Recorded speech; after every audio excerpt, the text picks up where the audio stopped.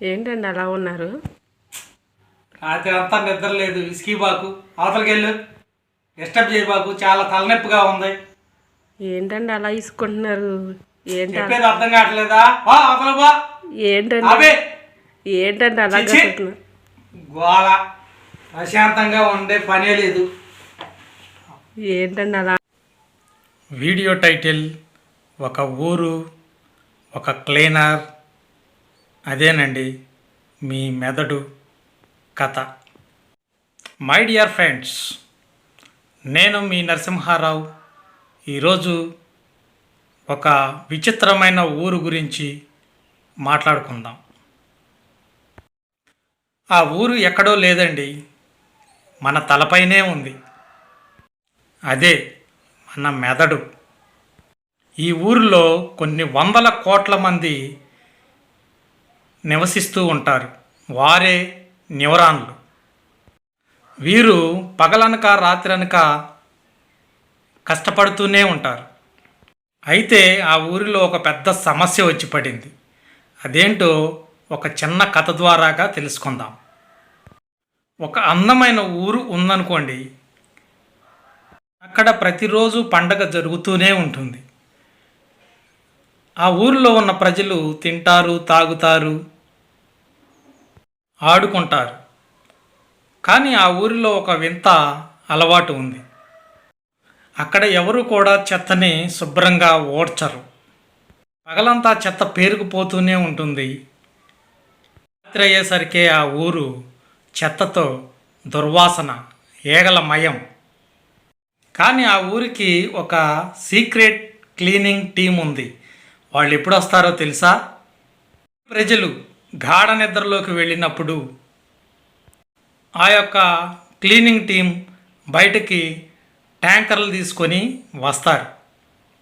వాళ్ళు పెద్ద పెద్ద ట్యాంకర్లతో వచ్చి ఊరి సందులు గొంతులు మొత్తం కూడా శుభ్రంగా తుడిచేసి ఆ యొక్క చెత్తని బయట పడేస్తారు.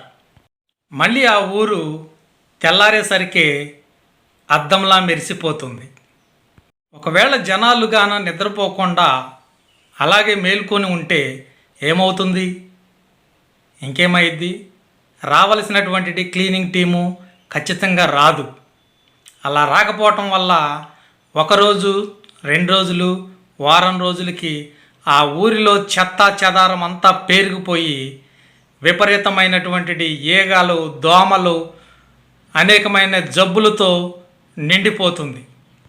మై డియర్ ఫ్రెండ్స్, ఆ ఊరే మన మెదడు. ఆ క్లీనింగ్ టీమే గ్లింఫాటిక్ సిస్టమ్.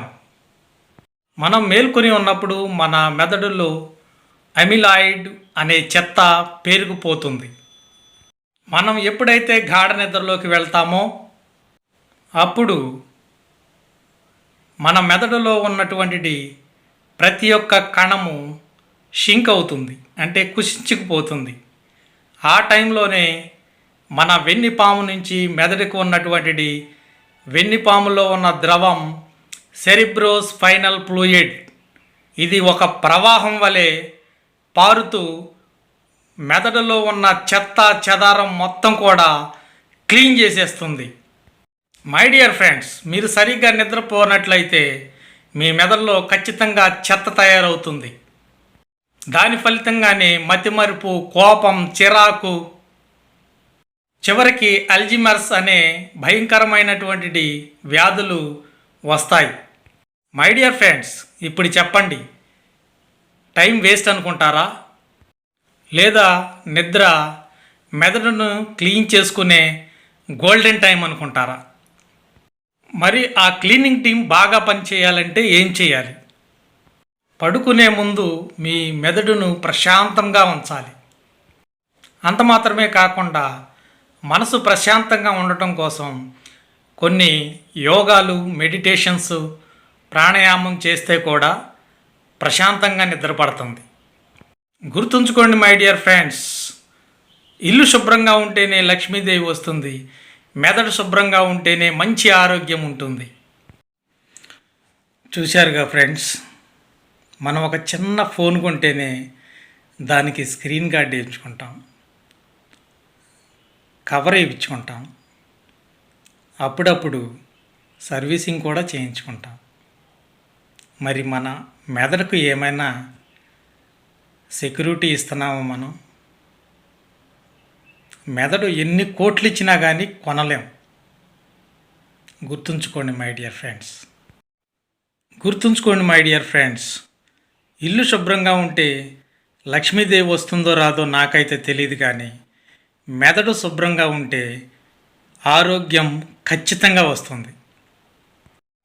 రేపటి గురించి కాదు, ఈరోజే ఒక నిర్ణయం తీసుకోండి. పడుకునే గంట ముందు ఆ ఫోన్లు ఖచ్చితంగా దూరంగా పెట్టండి.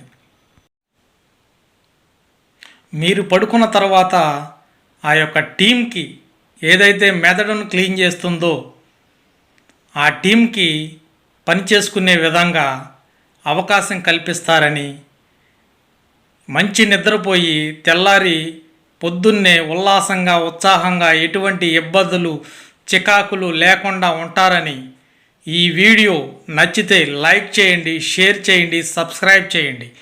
Thank you.